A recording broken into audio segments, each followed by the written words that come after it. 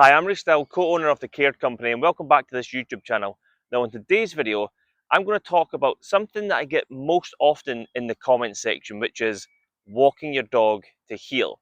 Now we're out in an open area. I've got Poppy, which is the Care Company's dog, and we're just going to go through a couple of different tips and bits of advice that we've done to implement a pretty decent heel with our dog. Now as always, I'm not a dog trainer in any way. I'm just wanting to explain things that we found really successful and just share that bit of knowledge that we've got with yourselves. If you can think of anything else that I've missed, make sure you put it in the comments below, and also like and subscribe to this YouTube channel because it really helps us out moving forward. Now, the first tip before you even start is to make sure that you, the dog owner, not the dog, is calm. The number one reason that people get themselves worked up when they're walking their dog to heel and the dog isn't walking to heel is because you're in a really heightened state of alertness. You're already thinking about what could go wrong, what will go wrong, and then it's going to happen. So take a breath, make sure you're calm, because that will actually impact on the dog. If you have a little look at Poppy, I'm pretty calm just now. Now she's a little bit older and she's also in season, so she might do this from time to time. But she's a little bit older, she's 2 now. We've really worked hard to get her to walk to heel, but we've always tried to come at it from a calm point of view, first and foremost. Now, tip number 2 is to try and find yourself somewhere boring. So somewhere that's boring for the dog. I would suggest start trying it on concrete first if you're really struggling to get a good heel.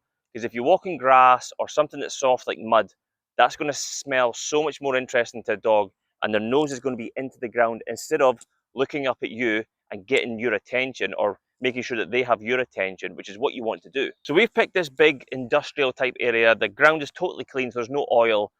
There's nothing really run across here other than cars, so it should be really boring for Poppy, and there's nobody walking about that's going to catch her interest. Now, I would honestly suggest not to start off, if you're struggling to walk the heel, don't start off at your house, because your dog is going to know as soon as that lead goes on that you're going out for a walk.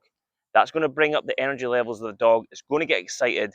As soon as you open that door, it's a good chance it's going to lunge out. So I would maybe, if you can, drive to somewhere that's really boring, secluded, so you can give your dog 100% attention and just start off on the best foot. Now, with those little tips and bits of information out the way, how do you actually walk your dog to heel? Now, like I said, our eldest child has done all the great work, and that's Elliot Dowser. Shout out to Elliot Dowser. I'll put a subscription for his YouTube channel in the comments below.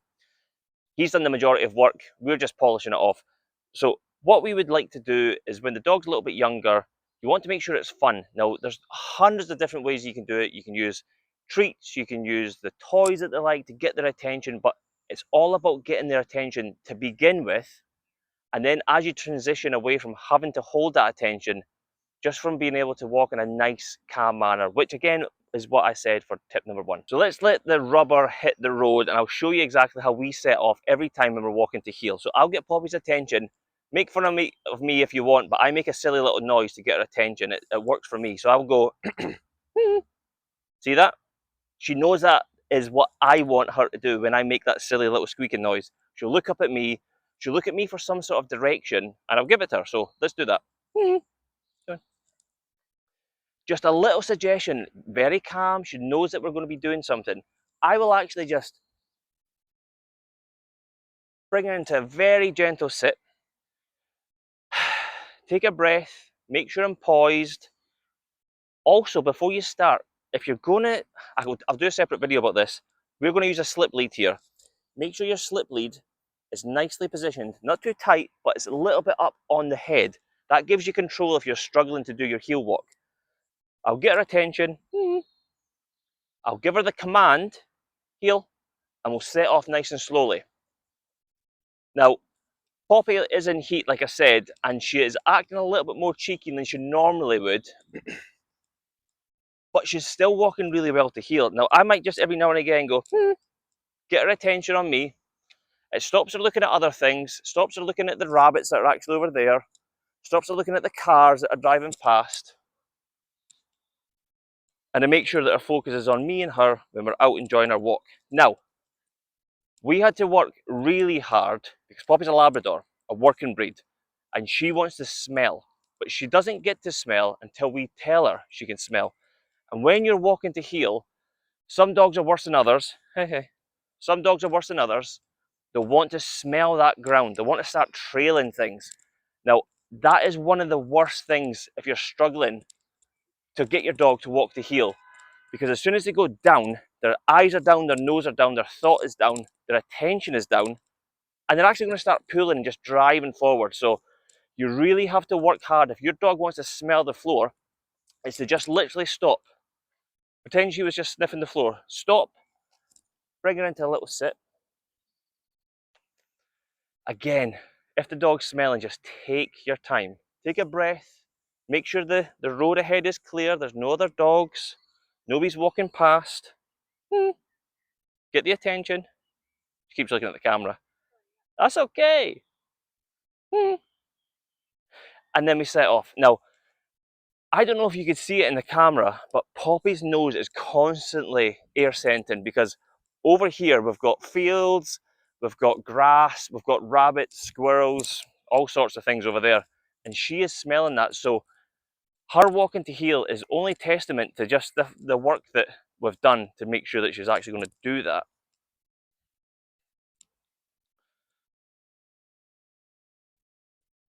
Now you might have just seen her just do that little scatter look.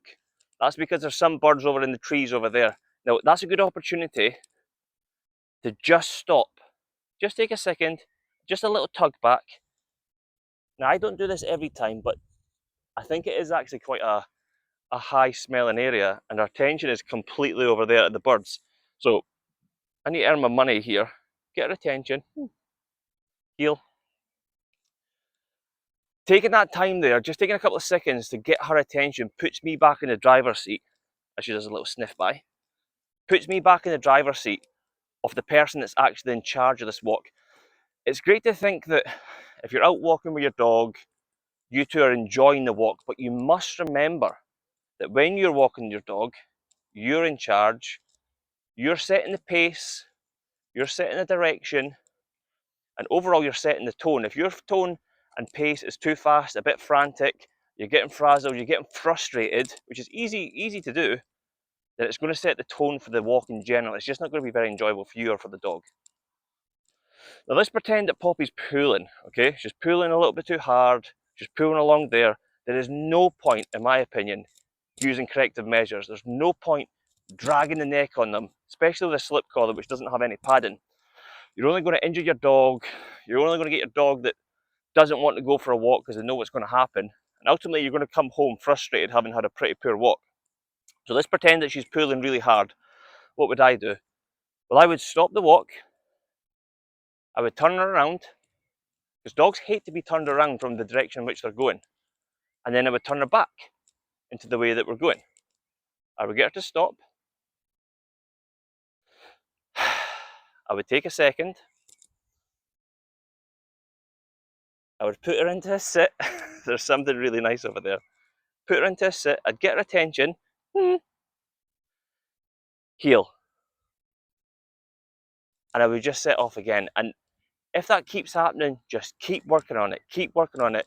Making sure that you're not getting frustrated and you're not overworking the dog. At the point you think that your dog perhaps, pretend your dog's pulling, has just reached saturation point and it's just not paying attention. Sometimes it's best to just cut your losses, head home, either start again in an hour, half an hour later on in the day, or just the next day to make sure that you're always fresh when you're starting off from the walk so you can give your dog your fullest attention. And as you can see here, this didn't happen overnight. It certainly didn't happen overnight. What tends to happen sometimes with your dog is that they'll learn something and they'll regress, much like children. They'll forget things or they'll act out. So this has been a couple of years in the making. Labradors, you know, consistently seem to be the dogs that like to walk out in the front. So just constantly doing these, there's something here that's quite interesting for her. So it's good to do a little bit of training walking across there. Even for us with her walking to heel, it's really important that we still just keep drilling it, so that at one point, one day, you should just be able to drop the lead, keep walking, the dog knows where you are, the dog knows what you want. You can use hand gestures, your body.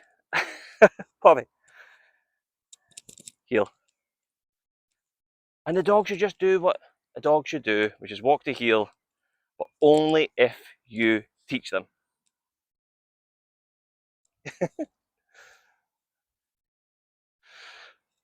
So that's just a quick video. I thought we're out doing a walk and we thought, why not get the camera out? We've not done it for a while. That was just a quick video of a couple of bits of information and tips that we've done over the past couple of years to make sure that we get a dog that's good to heel. If it was helpful, let me know in the comments below. If you want to hear any other information, put it in there. I'll happily do it. But if you could like this video, subscribe to the channel, really helps us out moving forward. I hope you all have a great week and a good walk with your dog. And if you do, let me know about it and I'll see you in the next video.